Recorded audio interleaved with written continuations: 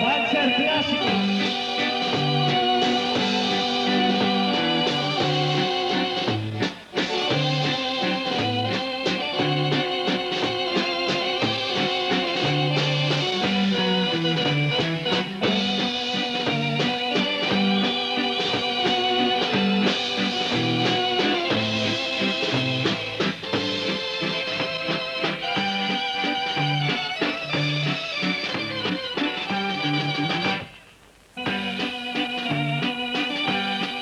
Da Ligugnana, Rosa e San Giovanni, che erano i loro paesi, senza sapere l'uno dell'altro, Nini Infante, Emilio Bortolus ed Eligio Pereisson si erano mossi fin dalle prime ore del pomeriggio con le loro compagnie alla volta della festa. Essi si conoscevano, è vero, ormai da molto tempo di vista, perché si erano incontrati in molte altre sagre e tutti e tre facevano parte della migliore gioventù della riva destra. Il Nini giunse a Casale in bicicletta. Sul manubrio aveva piantato un ramo di biancospino e dato che era un po' ubriaco alla mattina, non passava ragazza che egli non assalisse con grida pazze e galanti. Non meno scalmanati di lui, Darò tra essi, biondo, appena ondulato, con due occhi che parevano di cristallo azzurro, Milio pedalava con l'armonica a tracolla e non appena la sua compagnia si fu liberata dalle biciclette, egli attaccò furiosamente un passo doppio tra le risa e i gridi dei compagni. Poi giunse il terzo, Eligio Pereisson, in piedi sul carro pieno di ragazze e ragazzetti. Egli guidava il cavallo bianco che scuoteva la testa, slittando in mezzo alla folla. Le ragazze intanto cantavano agitando i fazzoletti e i ramoscelli di mandorlo che avevano strappato per la strada.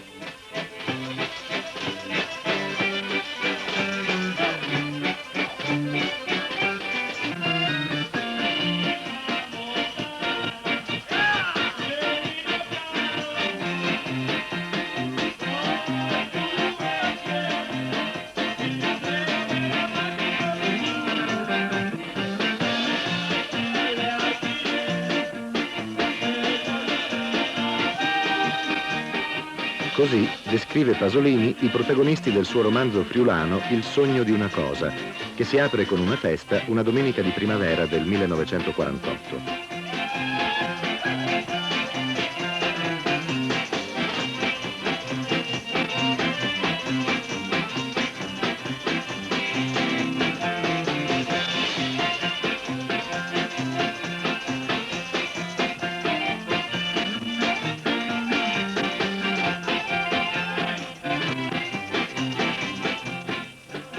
Fontana di água dal me país, a não é água più fresca che dal me país, fontana di rustica mouro. Con questi versi, scritti nella parlata di Casarsa, comincia l'avventura poetica di Pierpaolo Pasolini. Nato a Bologna nel 1922, Pasolini aveva seguito con la madre Susanna e il fratello Guido gli spostamenti del padre, ufficiale di carriera: Parma, Belluno, Conegliano, Sacile, Cremona, Reggio Emilia. Questa vita, fatta di trasferimenti, di traslochi, di amicizie interrotte, trova un punto fermo nel 1943.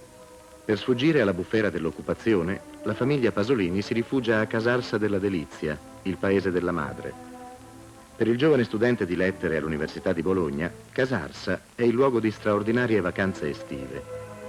Dell'amore di Pasolini per Casarsa, un amore segnato da inquietudini giovanili, sono testimonianza alcune lettere del poeta a Franco Farolfi, suo compagno di banco e grande amico del Liceo Galvani di Bologna.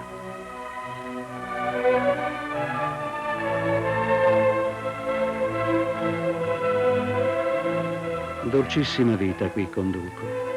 Pigra si svolge, ma orrendamente rapidi passano i giorni.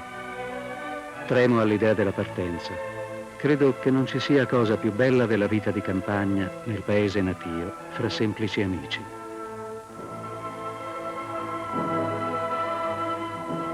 Casarsa mi ha deluso, ma del resto ogni cosa mentre è mi delude e quando è passata la rimpiango.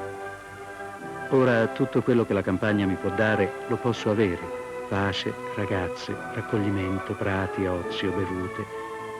E quanto rimpiangerò quest'inverno le presenti giornate, come sempre mi accade. In quanto a ragazze, non avrei che a scegliere. Passi per la strada, vedi due morette, le guardi e loro ti dicono: ciao bel putel. Ce ne sono di veramente graziose, ma la mia abulicità e il mio scetticismo vincono qualsiasi altro sentimento. Sembrerebbe, quando ti scrivo, che io sia triste, appartato e pessimista, mentre non sono mai stato così gaio e così pieno di appetito.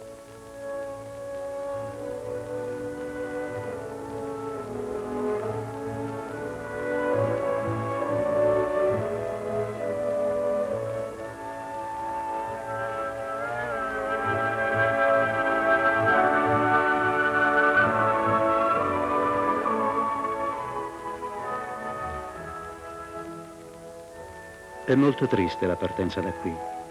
È finita un'altra estate e un altro periodo della mia vita.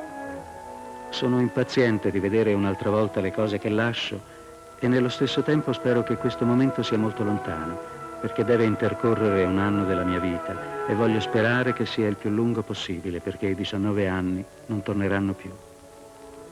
Qui intanto continuerà la vita, si vendemmieranno le viti, si spargerà la semenza, si canterà nell'andar dietro alle ragazze ed io sarò assente a tutto ciò, come se fossi morto.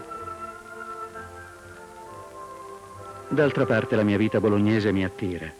Ho in programma alcune belle cose da realizzare dentro l'anno. Libri, prelittoriali, sport.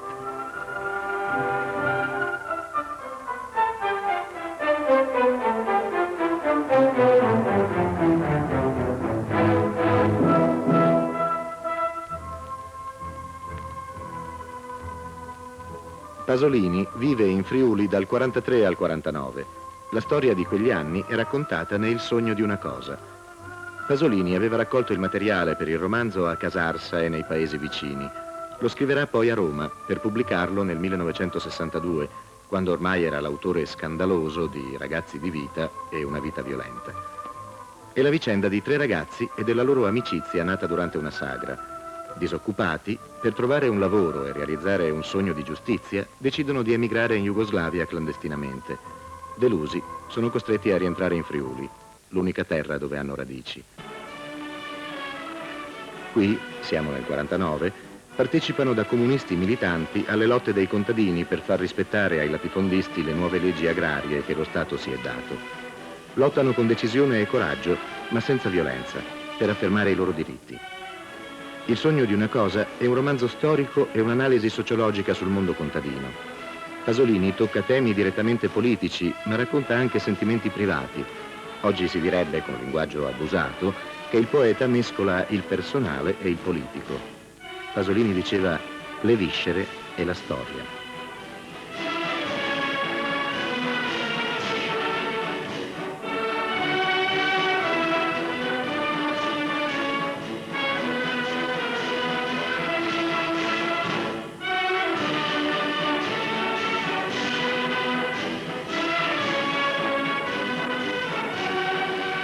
Più volte lui veniva sulla piazza che è qui di fuori, davanti insieme alle lotte contadine, o in quella di San Vito, o a Valvasone, o a Zano Decimo, o davanti all'azienda di Rota, a San Vito, dove avevano inventato lo sciopero a rovescio, una forma di battaglia nuovissima in quei tempi, che dopo ha assunto ruoli ben grossi. E invece di scioperare bisognava andare lì e lavorare, e imporre il lavoro fatto a regola d'arte. Pasolini è stato, ha scritto di queste cose, è stato con loro, oppure sulle terre golenali di Rosa, di Madonna di Rosa, per difendere la terra, dove volevano trasformare campi, che da secoli sono diventati campi con la fatica dei contadini friulani, trasformarli in balordo bosco per fare carta, per dare a Marinotti, a Saici, dove Marinotti ha rubato la terra ai contadini,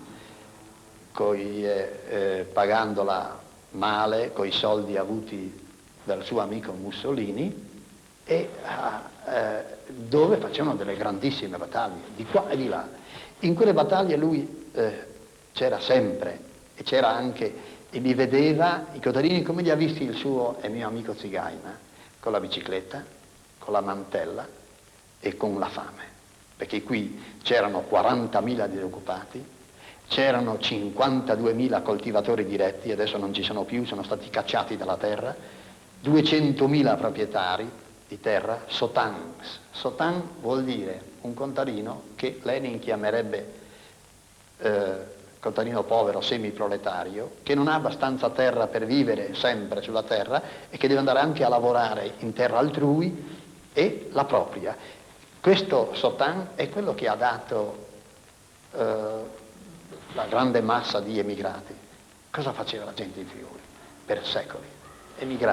Ha emigrato. E dopo l'unità d'Italia, avendo avuto una situazione che è analoga, come lui aveva capito bene, Pasolini, a quella del Meridione, analoga, non uguale, e il Friuli è stato emarginato, e allora l'emigrazione diventa permanente, sicché noi abbiamo 1.900.000 friulani nel mondo e appena 700.000 in Friuli.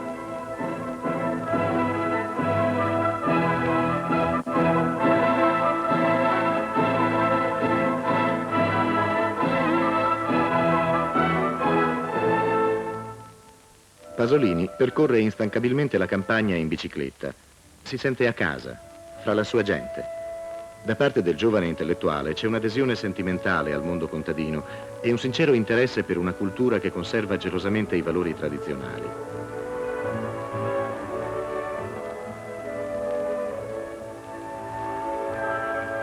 La cosa che colpisce di più Pasolini è la parlata di Casarsa, una parlata con cadenze singolari rispetto al resto del Friuli, assediata dal dialetto veneto, che è allora la lingua dei latifondisti e della piccola borghesia. Pasolini intuisce le possibilità espressive del friulano occidentale, una lingua senza il vincolo della tradizione scritta, saldamente legata alla realtà contadina.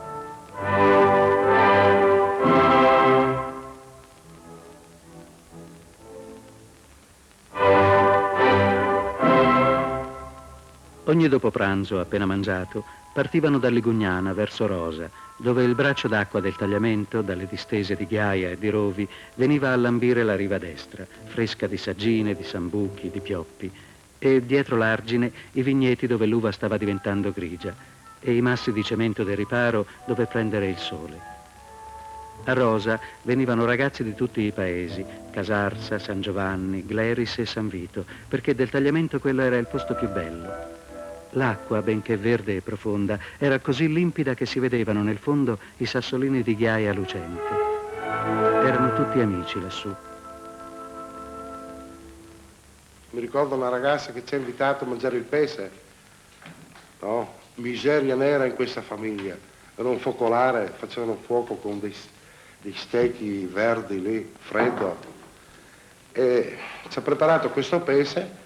E si sta mangiando questo pesce che era cattivo, amaro. A un certo punto entra il fratello di questa ragazza e si mette a ridere come un matto. La sorella gli dice: perché ride?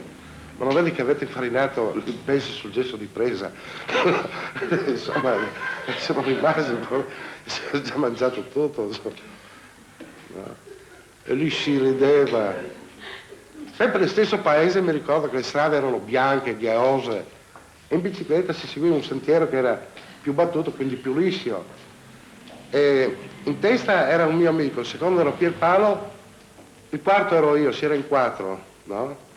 A un certo punto un mio amico, è buio, senza fanali naturalmente, invece di imboccare la stradina, imbocca uno spiazzo dove mettevano della ghiaia per manutenzione delle strade.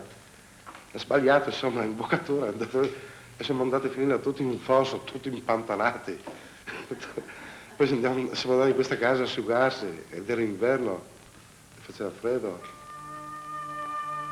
Casarsa, importante nodo ferroviario, è bombardata continuamente dagli anglo-americani. Pasolini, la madre e il fratello Guido devono cercare ospitalità a Versuta, una frazione in aperta campagna a pochi chilometri dal paese, in casa di una famiglia contadina. Pasolini fa la spola fra Casarsa e Versuta per portare in salvo i suoi libri. Di quegli anni, la proprietaria della casa dove viveva la famiglia Pasolini ha un ricordo chiarissimo. Ernesta Bazzana, allora giovane sposa, è un personaggio de Il sogno di una cosa, che appare durante un filò, interminabili chiacchiere intorno al fuoco nelle case coloniche alla fine di una giornata di lavoro, complice il vino. Subito entrò la Gufa, una giovane sposa bianca e rossa che scoppiava dentro i vestiti e i capelli tirati. Oh, fece appena entrata, mettendosi una mano davanti alla bocca. Aveva visto che c'erano ospiti e allora si azzittiva, esagerando il suo stupore e il suo imbarazzo. un bel fantato e buon, un caro frutto. E lui è venuto qua, allora lui è un fantassin. E è venuto a domandarmi una stanza per mettere tutti i suoi libri, che aveva tanto. E allora noi vendita di sé che lo avevano. E dopo almenava sti libri con un carritone, con una roda, e lui e un altro alla pocavano.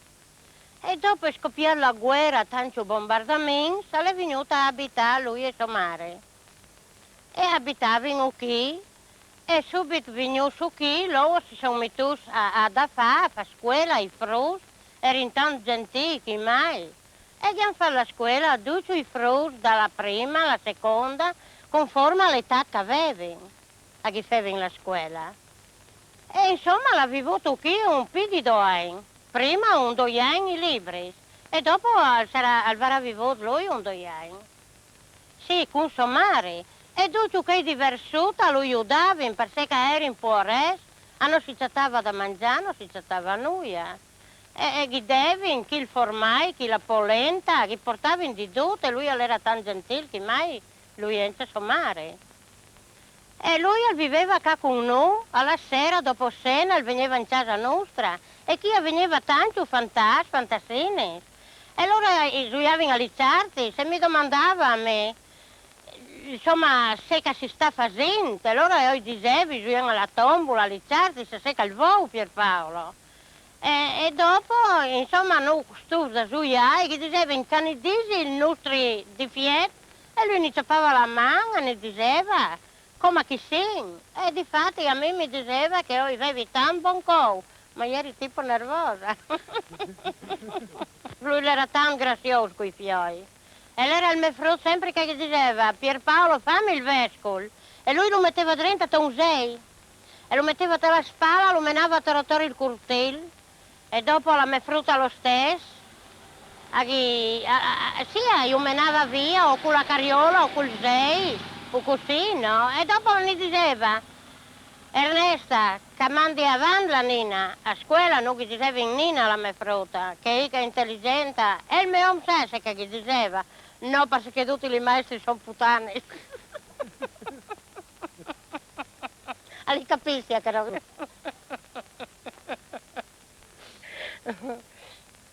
Li odio.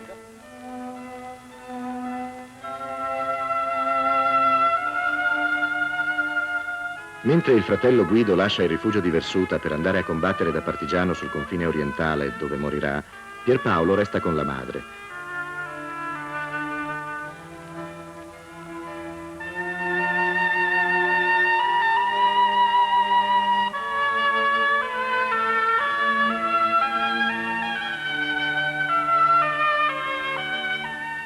Durante l'anno scolastico 43-44, in un casotto campestre, organizza una scuola per i figli dei contadini, impossibilitati per i disagi della guerra a frequentare i corsi istituzionali. Tonuti Spagnol, allora adolescente, era uno degli alunni di Pasolini. Pasolini dipingeva, come sapete, e ci insegnò anche a dipingere, vero? Però lui aveva una cultura immensa già da giovane, già quando aveva 23-24 anni. Secondo me era dotato di una intelligenza acutissima che, senza esagerare, penso che nel genere umano sia alquanto rara. Per cui lui era, come uomo di cultura, era preparatissimo e formatissimo e si interessava moltissimo anche della pittura, di queste chiesette, che ne abbiamo visitate parecchie qui in Friuli. In modo particolare si è accorto di questi affreschi nella chiesetta di Versuta e ci ha spiegato chi poteva averli dipinti. Secondo lui è quasi sicuro che siano dei discepoli di Giotto che l'hanno dipinti, e che però secondo lui non c'erano tutti. Allora cercammo, col suo aiuto, con la sua guida, di scoprire altre pitture qui nella chiesetta. E incominciamo a scalfire il muro e incontrammo delle macchie di colore, e da lì abbiamo incominciato a pulire tutte le pitture che poi sono emerse nei muri che oggi possiamo ammirare, che è stata erano addirittura state imbiancate, forse più volte, da mano incompetente e quindi nascoste. La tecnica inizialmente era stata quella di scalfire il muro con degli oggetti per poter vedere cosa c'era sotto. Secondariamente Pasolini ci comperò delle grosse cipolle e ci fece, dopo abbiamo tirato via la crosta, diciamo, la crosta più pesante, ci fece pulire il muro con le cipolle e man mano che noi fregavamo il muro con queste cipolle e con altri ingredienti che lui ci aveva procurato e che ci aiutava naturalmente a fare, emergevano dei colori meravigliosi, dei colori che possiamo vedere e ammirare anche adesso, insomma.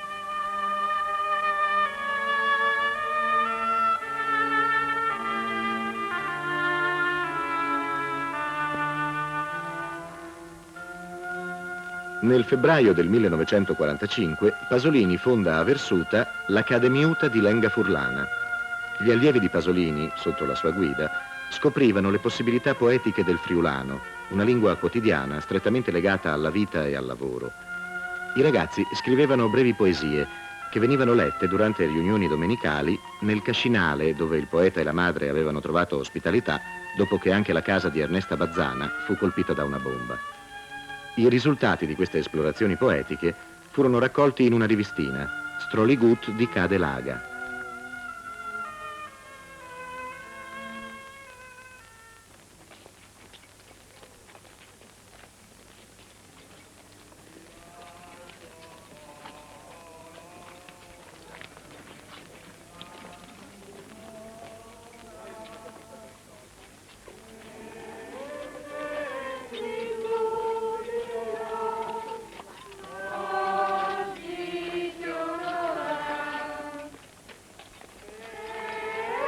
Ligugnana, ottobre 1976. Da una chiesa che ha l'incerta fisionomia di un condominio parte la tradizionale processione della Madonna. La chiesa, anche in periferia, si trasforma, corre con i tempi. Dice il parroco: non mi saprei ritrovare in una vecchia sagrestia. Qui è tutto così moderno, così funzionale. E aggiunge: per far venire i fedeli alla processione, da qualche anno ho dovuto ridurre il percorso. Al giorno d'oggi la gente si stanca. Anche in campo religioso lo sviluppo ha avuto il sopravvento sul progresso.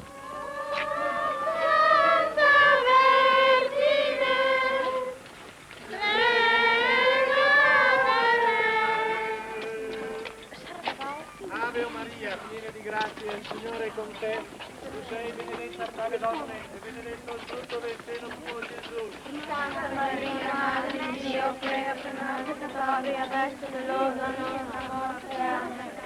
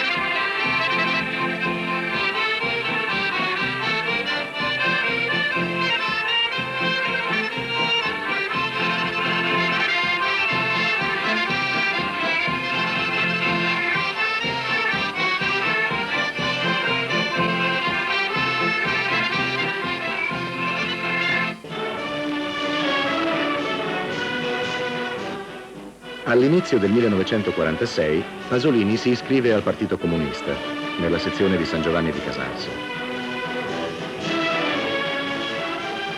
All'adesione sentimentale verso il mondo contadino che lo spingeva a schierarsi dalla parte dei deboli, era seguita una maturazione politica attraverso una lettura di Marx e di Gramsci. In quegli anni Pasolini studia anche Freud, suscitando qualche critica all'interno della Federazione Comunista di Udine. I compagni di San Giovanni, colpiti dalla sua capacità di fare lavoro politico e dalla sua cultura, gli cedono la segreteria della sezione. Erano spaventati solo dal suo intransigente anticlericalismo, che cresceva proporzionalmente all'anticomunismo che si manifestò in Friuli fin dal 1946, con la rottura dell'unità delle forze che avevano dato vita alla resistenza. Lui tira su molta gioventù. C'era il marasma subito dopo la guerra, tutte quelle robe lì, no? E il tira tanta gioventù insegnando qui scuola di partito. E in quel mentre si è sciolto anche, come si dice, il gonfalone del fronte della gioventù. Gli entusiasmi i giovani a sentire questo perché c'era dolce, simpatico, insomma, che aveva il tira sti fiori. Lui insegnava a scuola di partito, lì cominciava per esempio con robe più semplici, dopo bisogna arrivare il marxismo e dopo gli ha capito che il marxismo era una cosa pesante e gli ha detto è tutto inutile che io vado avanti perché faccio anch'io fatica a comprenderlo e dopo si andava più liscio con le spiegazioni sempre politiche. Era intensa la vita politica subito dopo la guerra, no? E allora noi altri abbiamo fondato la sessione a San Giovanni. Rientra nel discorso sto qua, perché avevamo fondato la sessione di San Giovanni dopo che avevamo pensato, perché la gente sappi localmente, di introdurre il giornale murale, che veniva appeso nella loggia, un edificio trecentesco bellissimo, e lì si è appeso il giornale murale per dar notizie attraverso il giornale murale. Pasolini inventa una forma di comunicazione politica. A commento degli avvenimenti internazionali, e più spesso di quelli locali, egli scriveva dei manifesti murali che venivano poi esposti in questa loggia. Questi tazebao ante litteram sono scritti quasi sempre in friulano. L'anima nera.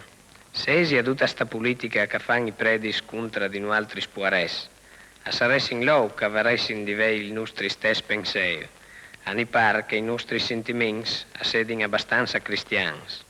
Sers democristians si fan di maravella se i comunisti van a messa, quando che i comunisti appodaressin fasi a mondi di più maravella, periodi che i democristians che van a messa con l'anima nera come il charbon.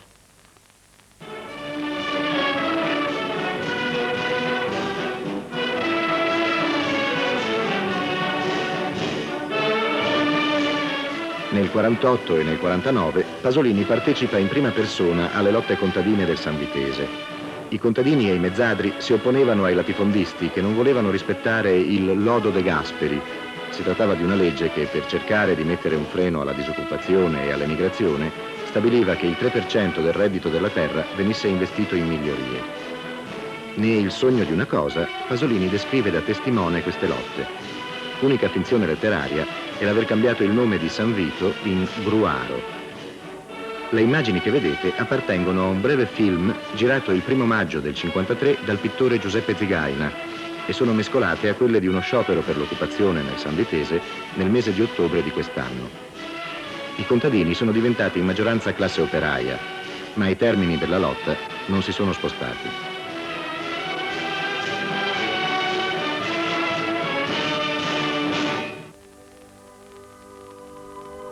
Davanti alle macerie del santuario lavate dalla pioggia e per tutto il grande piazzale c'era già una gran folla che aspettava il momento di incamminarsi verso Gruaro. Al centro, in mezzo ai gruppi che si incrociavano, carri e biciclette, si vedeva Leon con i dirigenti di Ligugnana e delle sezioni più importanti che discuteva insieme ai sindacalisti venuti giù da Udine e da Pordenone.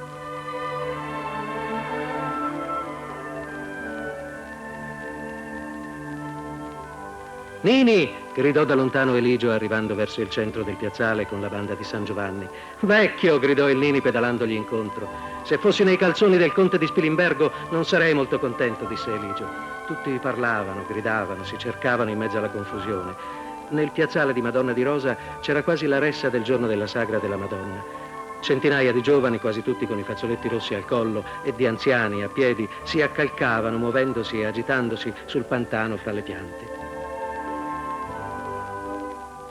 Le porte e le finestre delle case erano chiuse e sotto qua e là rosseggiavano le bandiere delle sezioni. Su Gruaro cadeva una luce accecante dal cielo tutto coperto. E in piazza, prima che arrivassero i più di 3.000 dimostranti, pareva si trattasse di una qualunque giornata di autunno.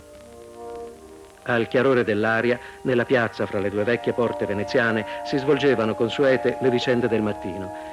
Dalla Corriera di Udine i conducenti erano scesi e entrati nel grosso bar sotto i portici a bere il caffè. Qualche vecchia entrava o usciva dalla chiesa. Delle ragazze andavano su e giù in piedi o in bicicletta dalle botteghe della piazza alla pescheria. Ma quasi in silenzio i dimostranti cominciarono a dilagare in lunghe e disordinate colonne e in un quarto d'ora invasero tutto il paese. Non si vedevano in piazza e per le strade né carabinieri né polizia. La gente non si mostrava allarmata, anzi alcune ragazze, alzando i pugni chiusi contro le case dei ricchi, gridavano «Fateli vergognare!». I dimostranti, ammassandosi nella piazza, le ascoltavano ridendo. «Ho una voglia!», gridò il Nini col gesto di stringere alla gola qualcuno. «Calmati!», disse quello che aveva fermato Eligio. «Non hai sentito le raccomandazioni di Leon e di quelli della Camera del Lavoro? Non compromettere tutto con delle sciocchezze. Noi comunisti non siamo manigolti». Al di là delle rogge sorgeva in mezzo a un giardino la villa Pitotti. Le finestre della facciata erano chiuse. «Sono là dentro che muoiono di paura», disse Livio. «Ehi, padroni, aprite!», gridava Susanna. «Aprite, altrimenti vi sfondiamo la porta!»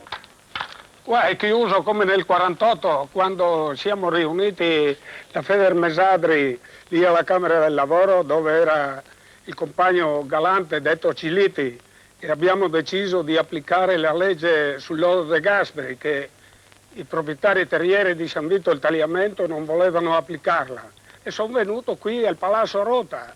Quando sono entrato ho visto le donne che erano con in mano il zucchero e gli ho domandato dove l'avete preso, perché noi eravamo riuniti per far applicare la legge, non per devastare quello che era dentro nel palazzo.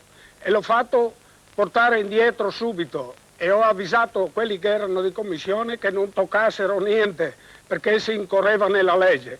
Poi sono andato dietro là in fondo al cancello e là era l'autoblinda della polizia che aveva buttato giù una colonna e volevano entrare. Così lì era un tenente della polizia, io gli ho detto: caro Giovinotto, qui non si entra, lei va a prendere il padrone, che noi siamo venuti qui per discutere il problema sul lodo De Gasperi.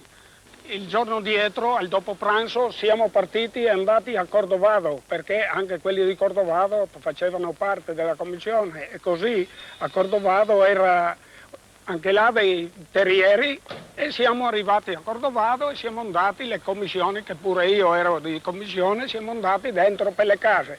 Se non che appena venuto fuori trovo Galante, detto Ciliti, che mi dice: guarda che la polizia, tu con questi qua va via per questa strada, perché cerchiamo di aggirarli. Vado via e proprio mi vedo la polizia dietro. Prendo una bicicletta di uno sulla strada e vado a avvisarlo, ce l'ho là. E siamo ritornati in piazza con tutti assieme. E lì siamo messi a fare la sfilata. Se non che la polizia ci ha caricato di dietro e di fronte al monumento Cordovado c'erano i carabinieri col mitra, col manessone così, che erano pronti per caricare. Allora io ho gridato: facciamoli fronte a quelli che vengono di dietro.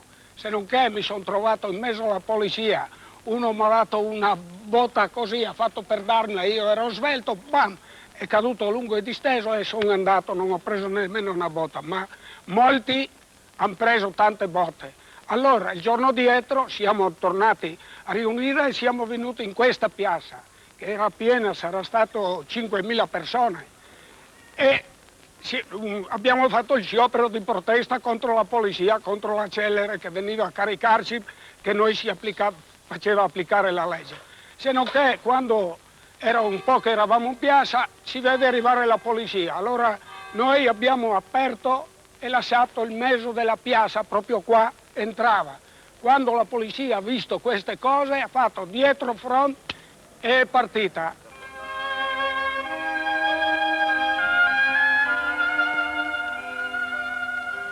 Entro dalla porta di ponente, mi volgo di colpo, oh dolce scenario, il pozzo danza sul prato verde nero col suo marmo bagnato. La piazza con le nicchie dei suoi portici inanella di nero il grigio.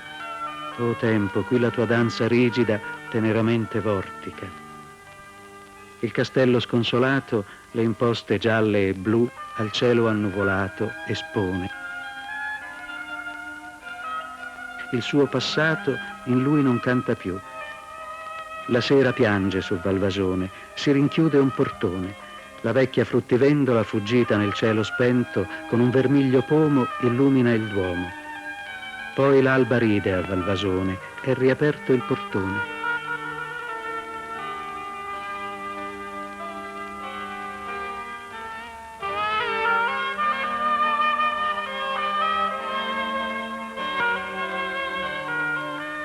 Questi semplici versi di Pasolini sono stati ritrovati in un quaderno di un suo alunno della scuola media di Valvasone, a pochi chilometri da Casarsa, dove il poeta cominciò ad insegnare nell'ottobre del 1947.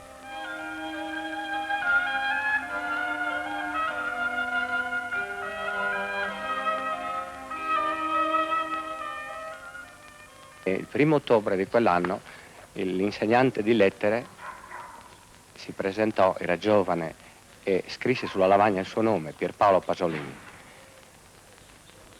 Le prime cose che mi impressionarono, non solo me ma tutti i compagni di classe, furono il modo con cui faceva scuola.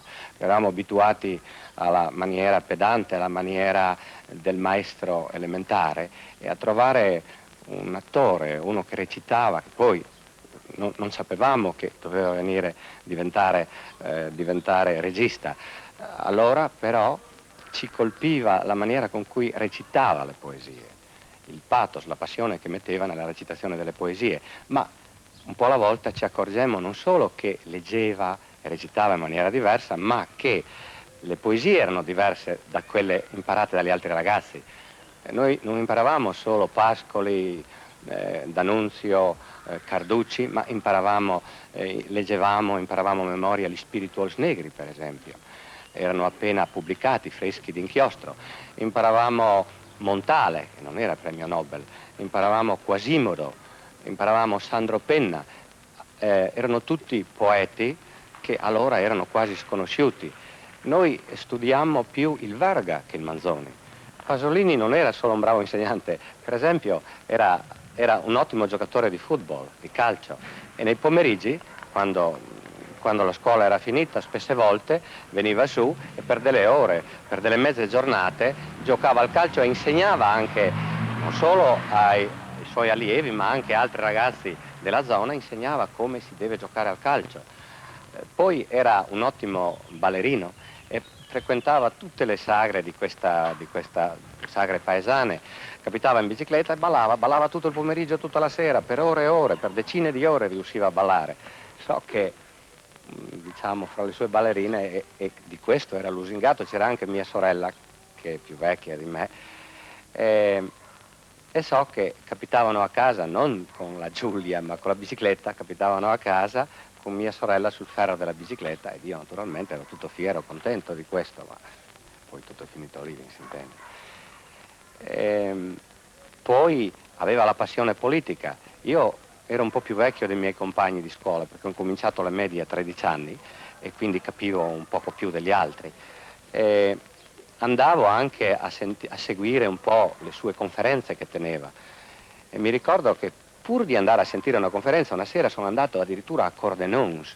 A Cordenons vuol dire attraversare il Meduna, andare di là di notte, una fifa dell'ostia, in bicicletta, ed anche lui era in bicicletta perché non c'erano treni che andavano a Cordenons. E siamo stati lì fino alle 11, sono arrivato a casa verso mezzanotte, avevo 15-16 anni e già mi nasceva la passione politica. È ovvio che io ammiravo non solo l'uomo ma anche le sue idee.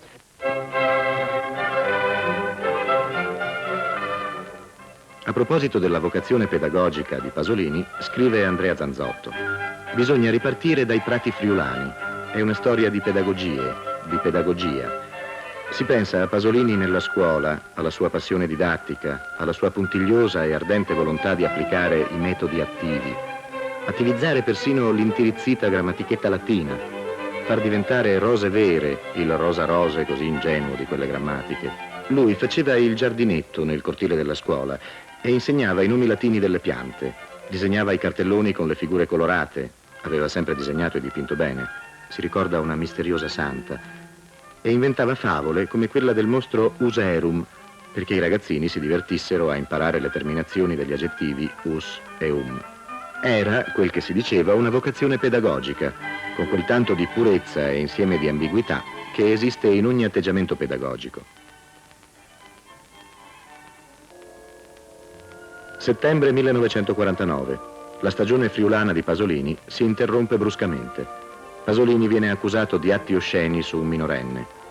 Al processo l'accusa si rivelerà completamente falsa, ma a Casarsa lo scandalo, alimentato dalla stampa locale, è grande. Il poeta viene espulso dal Partito Comunista e deve lasciare anche la scuola. La montatura contro Pasolini aveva come obiettivo non l'uomo diverso sentimentalmente, ma piuttosto l'uomo scomodo, fermamente impegnato in politica. Pasolini abbandona i prati friulani e parte per Roma.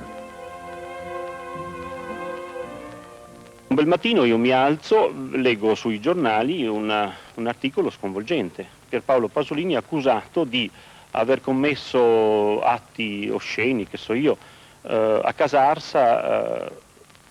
Io dopo mezz'ora ricevo una telefonata da Pierpaolo in cui mi pregava di venire a Casarsa. Era sconvolto e questo era un fatto che per me così improvvisamente cadeva come un fulmine a ciel sereno. Cosa era successo? Un prete della zona, non ricordo nei termini esatti né il nome del personaggio né il mese, eccetera, comunque un prete della zona, avendo ricevuto in confessione alcuni confidenze da parte di un ragazzo, si precipita dai parenti del ragazzo e questi denunciano Pierpaolo per questi atti osceni.